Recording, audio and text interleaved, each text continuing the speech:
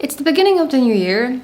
On the other hand, it's not like the very beginning, but we are somehow in the middle of the beginning.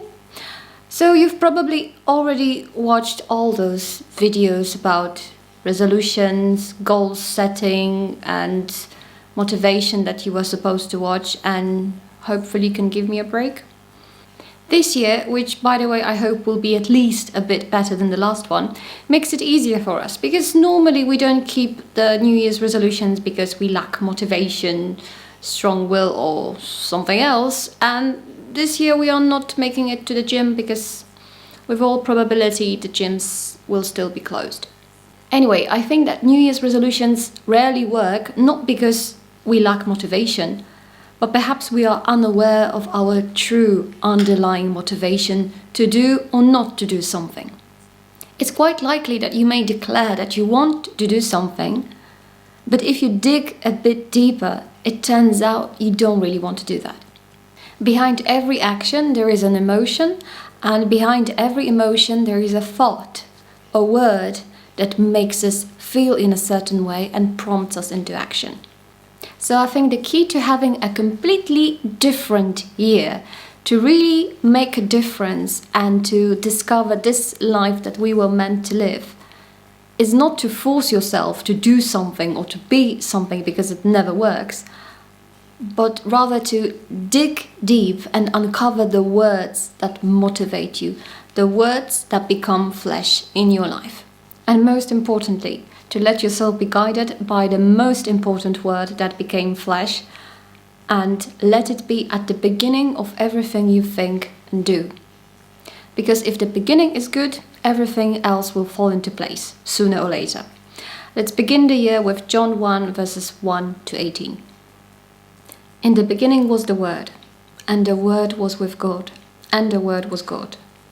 He was with God in the beginning. Through him all things were made. Without him nothing was made that has been made. In him was life, and that life was the light of all mankind. The light shines in the darkness, and the darkness has not overcome it. There was a man sent from God whose name was John. He came as a witness to testify concerning that light, so that through him all might believe. He himself was not the light, he came only as a witness to the light. The true light that gives light to everyone was coming into the world. He was in the world, and though the world was made through him, the world did not recognize him. He came to that which was his own, but his own did not receive him. Yet to all who did receive him, to those who believed in his name, he gave the right to become children of God. Children born not of natural descent, nor of human decisions or a husband's will, but born of God. The Word became flesh and made his dwelling among us. We have seen his glory, the glory of the one and only Son, who came from the Father full of grace and truth. John testified concerning him. He cried out, saying, "This is the one I spoke about when I said, 'He who comes after me has surpassed me because he was before me.' Out of his fullness we have all received grace in place of grace already given. For the law was given through Moses, grace and truth came through Jesus Christ.